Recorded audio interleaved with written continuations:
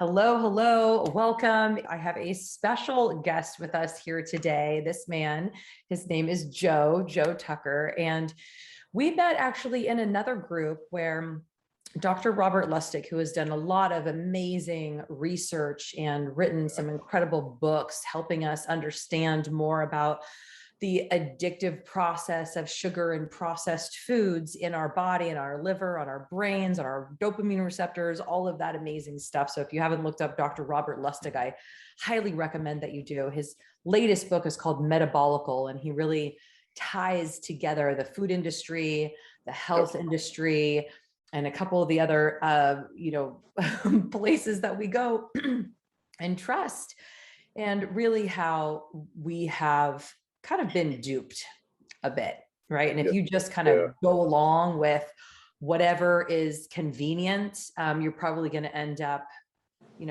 sick and on some kind of medication. So we met in that group, and Dr. Lustig had actually posed a question. He said, how are you guys, like to my group, right? How are you guys getting off of sugar? What's been successful? And Joe popped in and he started telling a little bit about his story, which he's going to tell you guys more of right now. And I just felt very inspired. And I asked him, like, have you ever shared your story with people, with the public? And he said, no. I said, awesome. I have got a place just for you. So we are here to hear a bit about Joe's story, or, what it was like for you, what happened, what was that turning point, and then what it's like for you now. So hi, Joe. Thanks for being here. Welcome. Thank you. Yeah. It's really awesome. So maybe just introduce yourself and tell us a little bit about where you live and what's going on in your life currently. Okay. Joe Tucker. I live in the DFW area, right in the middle of Dallas, Fort Worth, Texas. And I've been married 37 years, and we have 3 children and 6 grandchildren, 1 on the way. And I know I've shortened my life, so my goal is to help my grandchildren to live long and healthy. And I became a type 2 diabetic, if that's what they really want to call it, which I don't think it should be called that, because we kind of self-induced that on ourselves. In 1985, I think it was, I had an incident at work and ended up at the ER. My blood pressure was real high, and the doctor told me that I was pre-diabetic, and if I didn't change the way I was eating, that I would be a diabetic. And that, I was a young man, and that went in one ear, not the other. And I got hurt at work again.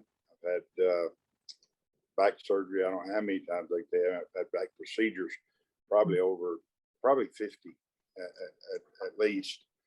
I've had open heart surgery. I have 10 stents. I've had 19 heart casts.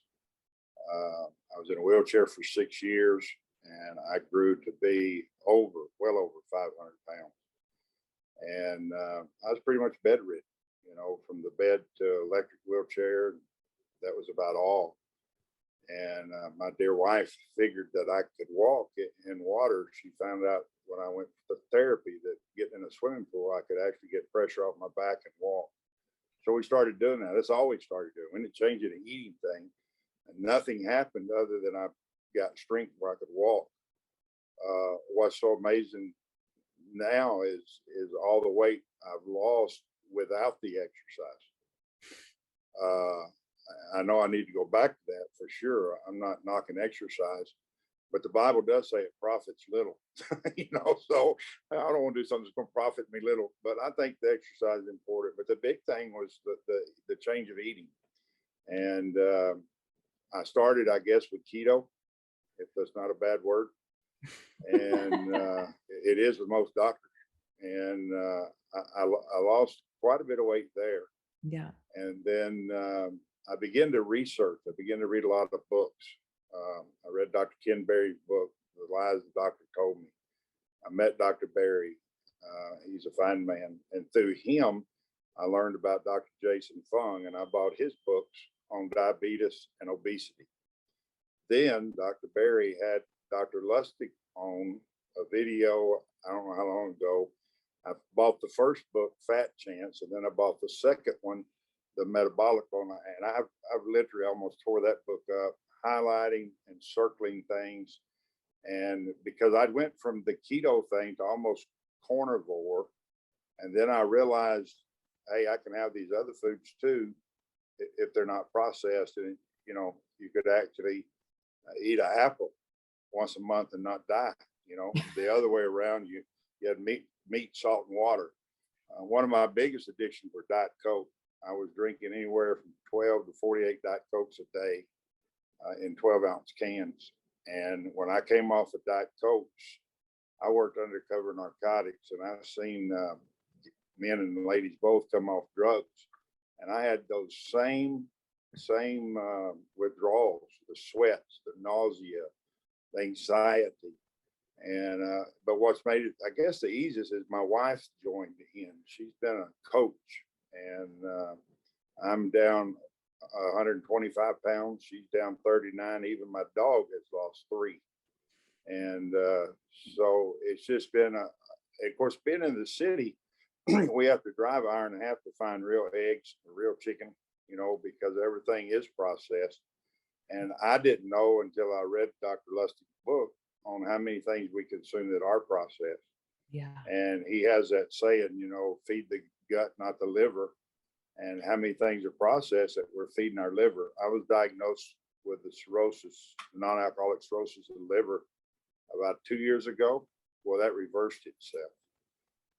I've dropped 480 units of Lantus insulin. I've dropped 65 units of Novolog.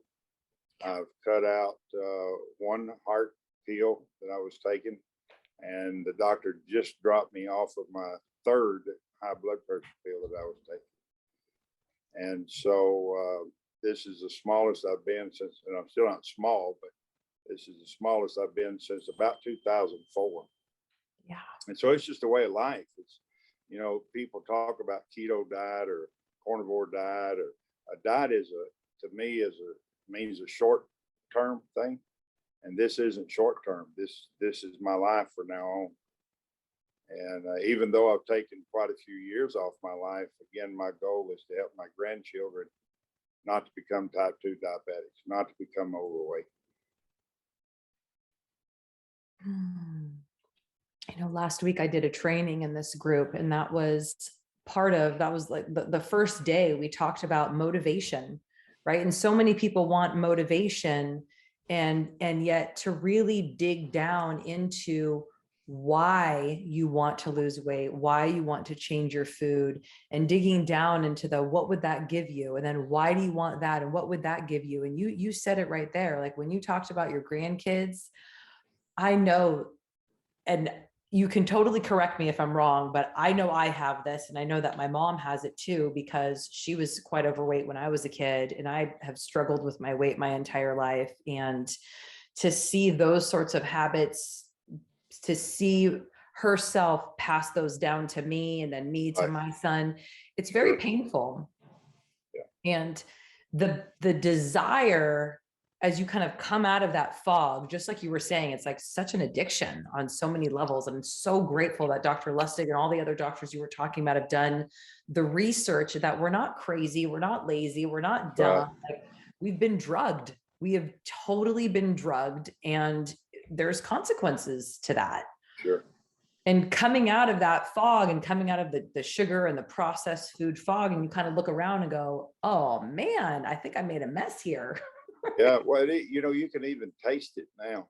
Yeah. You know, in foods, if you go to some place and they're serving dinner, you can almost taste the sugar and the salt. And I don't know, it's definitely an addiction, and sugar should be marked way up there with heroin and cocaine and everything else, because it is a drug. And I don't know how many times I've been told, you know, eat less, go exercise. Or it doesn't matter where you get your calories from, because it's all the same. And so, you know, you just need a 2,000 calorie diet. And I've been to probably 10 diabetic dietitians that wants me to eat 25 carbs a meal so that I don't crash when I take my insulin. Yeah. And it's like, well, wait a minute. If I don't eat 25 carbs, I don't have to have the insulin. You know, and so you eat so you can take insulin, so you can eat so you can take insulin. It's a revolving cycle. And when I came off that insulin, that is when my weight loss began to plummet. That's right. Wow, that's so powerful. So what was your childhood like? Was there a lot of sugar and processed food? I mean, Oh yeah. probably, Oh, because all of us, right? well, I don't know that we had processed food because we raised our food. We had gardens. We raised our cows, but we had a dessert for every meal. That included breakfast. You know, you'd have homemade biscuits, gravy, and sausage, and you have a cinnamon roll, and you'd have a lunch sandwich for lunch, and it would be an apple or some kind of sweet supper. Same thing, some kind of cake, some kind of pie, some kind of cobbler. And we ate out of the garden. You know, we had fresh green beans, fresh potatoes, fresh corn, fresh turnip greens, all that. But the sugar, you know, you can eat healthy, but as soon as you start eating that sugar, it fattens you up. And today I fight when I get through eating, you know, I need something sweet. I need something sweet. And yeah, it is. You know, I came that close to having a lap band surgery. I mean, I was literally on the table, I guess, and they were putting the needle in. And they were talking about, well, you lose this 30 pounds and we do the surgery. And I thought, well, if I could lose the 30, why couldn't I lose 30 more? And then I realized what you just said, it's a mind thing. So if you'll figure out a lap band for my brain, I'll do that. But there's no use of putting one on my stomach because I'll be like half the other people, you're going to gain it back. And the deal is not to quit. Everybody falls. Everybody falls. But the just man, he gets back up. He may fall 7 times, but he gets back up and he dusts himself off. And so you're not a loser. A loser is somebody who falls and doesn't get back up. If you fall and get back up, you're a winner. Yeah, I love that. So that's a beautiful mentality. So what is your inner dialogue when there is, you know, a slip up or you fall or you kind of, you know, end up eating the cobbler or whatever it is. And you go, man, I didn't really want to do that.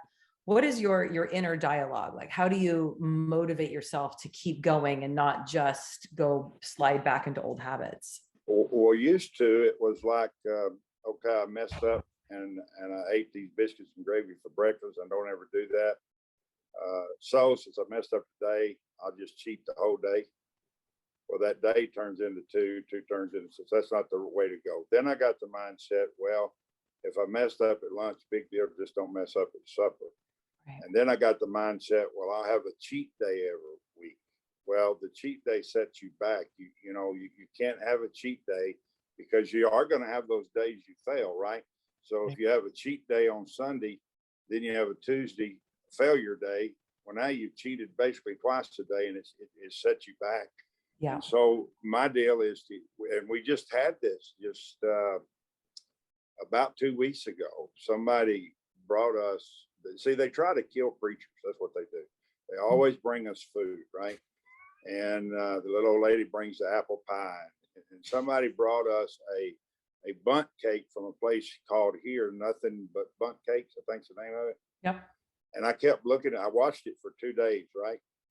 And I should have just thrown it in the trash, but I knew it cost a bunch of money. So I'm just looking at it. And 2:30 in the morning, I got up thinking about this stupid cake. And I did. I got up and ate some. And I told my wife, I said, you know, I was I was her dope dealer that day. I said, you got to try this. It's the best cake you ever ate in your life. And she ate one piece and quit. But see, I didn't do that. And so I did flub up. So what I did was I threw the rest of it away. And I immediately went back to a water fast and let my system kind of readjust. Yeah. And I'm back on track. So like I said, you're going to fail, but the deal is, do you get back up or not? That makes all the difference in the world. So that's fascinating. So you're a preacher. Yes. Yeah. I went from undercover narcotics to being a Baptist preacher. You need to write a book, Joe. You need to write a book. I tell my folks that dealing with crack dealers and Baptist deacons are the same. We're just in a different atmosphere. Yeah. That's true. So how do you address the show? Because, you know, man, I'll tell you, the office and church right? So like the office where people go to work and they work in Right. an office, and people bring the donuts and they bring the cake and That's right. they'll always bring in the stuff, right? And then Yeah. when you go to church, it's always the food and the Yeah. stuff, and it's very rarely like fresh fruit. I mean, there might be a little bit, Yeah. but a lot of it Fruit is banana pudding, carrot cake, apple cobbler. That's fruit right, at exactly. my church. So, Exactly. So how are you navigating that to your people? Like, how are you sharing maybe some other ideas of things that they could bring, or do you talk about it at all? Like yeah, I've just started talking about it a little bit because I've lost 10,000 pounds in my lifetime. right. It just comes back. Yeah. This is the only time that it's lost, still losing, and still gone. Yeah. So I have started mentioning some things about taking care of your body. You know, I have made this statement, I don't know how many times. I'm going to die fat and happy, so leave me alone. I'm going to eat my Krispy Kreme donuts. Well, you don't get to die happy, because you get diabetic neuropathy. Yeah. You get oh, good night. The stomach problems, the neuropathy in the stomach, gastroparesis. You get the heart disease. So your quality of life eating that way is a zero. Yeah. And so I have started mentioning it some. Their problem is going to come this next March, when I am still going and I haven't failed, because they're starting to see, hey, the preacher's about half the size he used to be.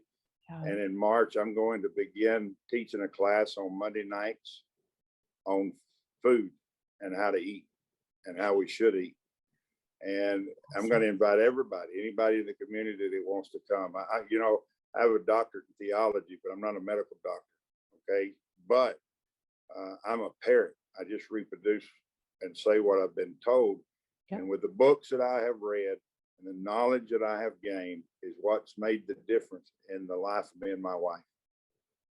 And, to tell somebody, hey, buy this $10 book, it'll make a difference, they won't do it. In fact, I had a young lady in my church 1 year ago. She's 13 years old. They were going to put her on metformin. Her mama was already taking metformin. I asked her, I told her, I said, why don't you buy this book? And I suggested Jason Fung's book on diabetes, the diabetes code. And she hemmed all around. I said, okay, let me do this. Will you promise me that you'll read this book if I buy it and mail it to you? And she said, yes. I bought the book, best $8 I ever invested in my life. That young lady never went on metformin. She's down about 40 pounds. Her mama came off of metformin and is down about 60 pounds. And so it's an education problem. As you said earlier, we've been lied to. We're lied to. And I don't think the doctors I don't think their lying is purposely lying. They just don't know. Yeah. And, somebody suggested, I think it was Dr. Ken Berry, suggested that I hand my endocrinologist Jason Fung book and Dr. Lustig's book on metabolic, but I don't know if he'd read it. They stay so busy, they pack patients in to see every few minutes, and whatever they were taught 10, 20 years ago, it's like they don't want to change. Yet they see your blood, they see your lipid panel changing, they see the number on the scale changing, and if you tell them the truth, it's, oh, that's bad for you, you shouldn't do that. But they didn't care when I was 530 pounds eating chicken fried steak with mashed potatoes and gravy. It was like, oh, we'll just cut the chicken fried steak in half. Well, that's not the answer. Yeah. And so I don't think they do it on purpose, no, but they are hurting us. The medical field is hurting us. And I think Dr. Lustig led to it in his book. I'm not sure if he did or not, but I think big pharma and big food are connected like brothers. I think they go hand in hand. And, eat all the high fructose corn syrup you can so I can sell you Lantus. Right. Right. Oh, preach, preacher. Preaching to the choir. I feel you. Yeah. And it's a real thing too, because addiction, it's subtle, and Yeah. Slow to death. tell ourselves, and it's dose dependent also, right? Yeah. Like there are people who can, smoke a couple cigarettes in their life, a few cigars, and like be fine. There are Right. people who can, drink moderately, and like Right. it never affects their life. And then there's those people who it becomes something else for them. And I That's get right. that a lot of people don't have an issue with sugar. They maybe have, a dessert a week or whatever, and it's not a Right. thing, and it's not a thing for them. And it's real, it's hard to navigate that in our minds. And then also, because I'm a parent, you're a parent, the reality of accepting that we are drugging our children, that's harsh. It's Yeah, hard. it is. It is. And I know that a little bit of sugar is fine. You can have like 15 grams of sugar a day in your body, your brain, your liver, your kidneys, whatever, like it can handle it. And it's not a big deal. It's dose dependent again. So like the more that you have, the more damage that it That's can right. do. That's right. So it's like, I think, this all or nothing mentality. I mean, it's the same as like when the United States went dry back in the 20s. That was the 20s, right? Where they were like, oh, Right. prohibition, Prohibition. like Yeah. nobody can drink, it's bad for everyone. And people rebelled against that. I mean, it's the same thing with the sugar. So I don't know if I know for me, the only time that I really ever have added sugar, like dessert's just not an option for me anymore. That's right. It just can't be for A me. dessert Like, for me is an apple, right. and the fiber kind of sucks up the fructose. But that's not an everyday thing either.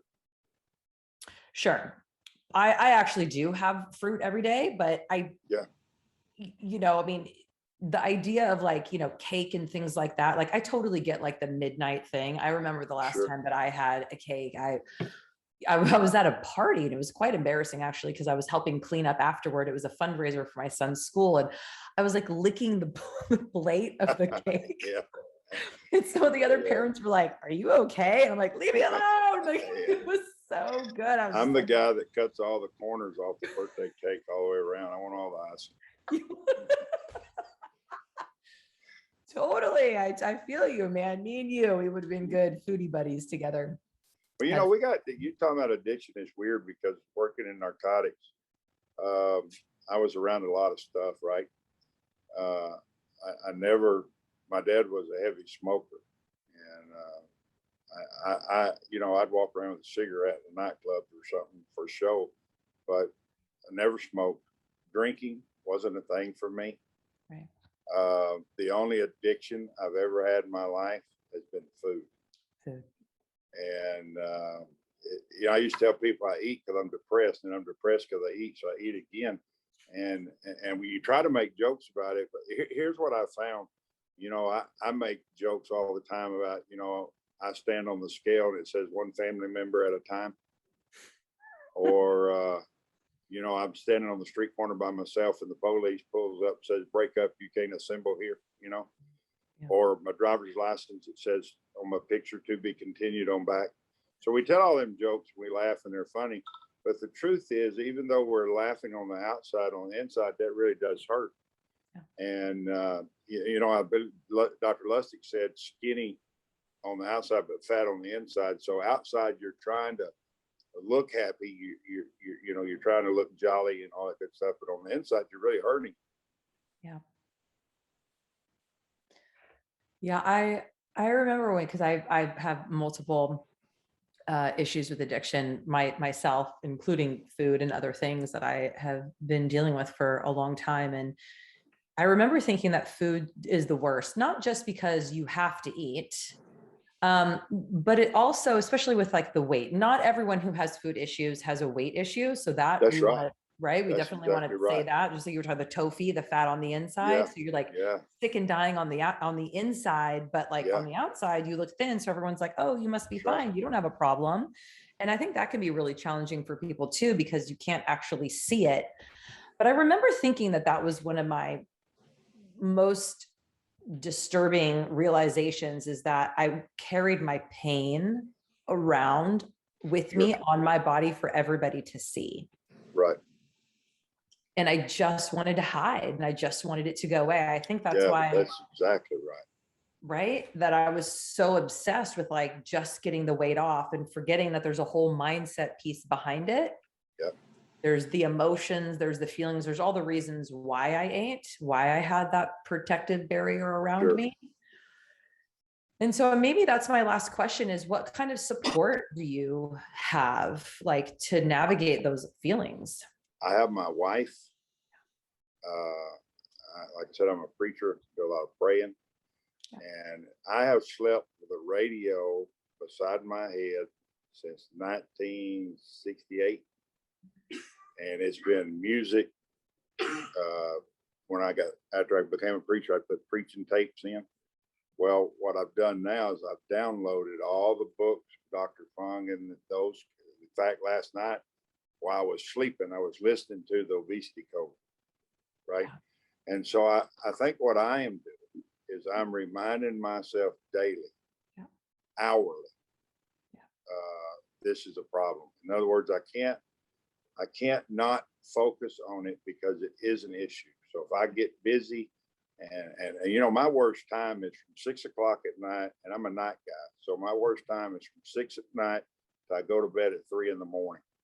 And that is the danger zone for me. Okay. So that is when I start reading those books again. And like I said, I've marked up, I need to buy another book, put on my bookshelf just so it's not tore up. But I have literally destroyed that book, Metabolic, because I've learned so much out of that book, not just medical wise, but food wise, you know, about the apple, the fructose versus the fiber, you know, because you have this, what you said earlier about none or all. Yeah. And so that's what you have with these dietitians that you talk to, these diabetic dietitians that want you eating 25 carbs a meal so you can take your insulin, right? They're telling you, well, you got to avoid all kinds of fruit except berries. Well, that's not true. I just need to be real smart about how I do eat them. And then I've had other doctors and books that said, you know, you shouldn't have fruit at all.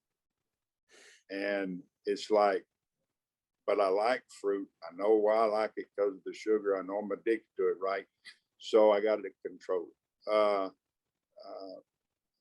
The biggest thing I have taken here in the last 6 to 8 months is processed food. If it's got more than 3 ingredients, I walk away. Amen. Because real food does not have a label. That's it. And so somebody asked me, I don't use the word keto no more because all the doctors have cardiac failure. I don't even say low carb, high fat because they kill out in front of you, you know. I just simply tell them I eat real food. What's real food? Anything that don't have a label. Yeah. I buy me a cow and half of it doesn't have a label, so I can eat everything on that. That's right. No, my big deal is I hate water. Seriously. Yeah, it's been 2.5 years and I'm drinking water today. In fact, I'm on a water fast right now, but I hate water. Interesting. That's where my wife has me beat. She loves water. She loves the water. You know, I didn't realize how much Diet Coke I was drinking until I told her I'm coming off Diet Coke. And I want you to make me a pitcher of tea, and I'm going to switch to tea because that'll be less. And I was drinking 2.5 to 3 gallons of tea a day. And I realized, hey, I've been doing all that with Diet Coke because I would get up in the morning with a Diet Coke and I'd go to bed with a Diet Coke. I never drank anything in between there but Diet Coke. So God only knows what I've done to the inside of my body with aspartame and all that other stuff. They say aspartame is like one chemical away from an embalming fluid. So I guess I've already embalmed myself for when I die. I don't know. I've drunk so much of it. Maybe you'll live forever. I bought a Soda Stream. Yeah. The sparkling. That's been a big difference in my life because I get that fuzz that I'm addicted to in the Diet Coke, right? Yep. So I get that fuzzy water. So it works. Yeah, that's perfect. Yeah, I really like my sparkling water as well. I didn't even know that existed. Yeah, welcome to a whole new world. Put just a little bit of lime or a little bit of lemon squeezed in there. It's like magic. Right. So Joe, I don't know if you know this, and I'm also a clinical certified hypnotherapist. And so part of what I do, and it's so funny because it really goes in line with what you're talking about. You're like, hey, when I, later at night, and I put on repeat the things that I want my mind to remember. Right. And Right. it's about the repetition, and it's about the continuing to remind ourselves about what's important and what we want to do and how we want to move forward and what the education piece is. And I actually have one that's pretty specific to water, really, getting down into the part of the mind that likes things and doesn't like things. Wow. So I would love to gift you my water session. And if you would be willing to listen to that every day for You the bet. next month, and then maybe we could have you back You bet. on and see how you feel. Anything, I used to tell people I like water with Diet Coke in it, and then they'd say, the endocrinologist is always asking about the water, how much water you drink. So he Yeah. says, do you drink? And I said, only when I'm thirsty. It's been a real struggle. It really has. But the Soda Stream has been a big help. Yeah. And I don't know why I don't like water. We grew up with water. Yeah. I guess I was so much on Diet Cokes that water just didn't do anything for me. Right. Oh man, the body and the mind are so fabulous. Just fabulous. Joe, I feel like I could talk to you forever, but I do need to go. I'm going to let these ladies know as well, but we'll be in touch. I will send that to you on the instant messenger. I'll send you a link to the session that I'm talking about, and I would love for you to enjoy that. You bet. Thank you so much. It was very kind of you to ask me to show up. Yeah, I'm so glad you're here. This is not the end of your story, man. You've got many, many lives to change and continue to change from here on out. You're an inspiration. So thank you. Yes, ma'am. Thank you. Bye-bye.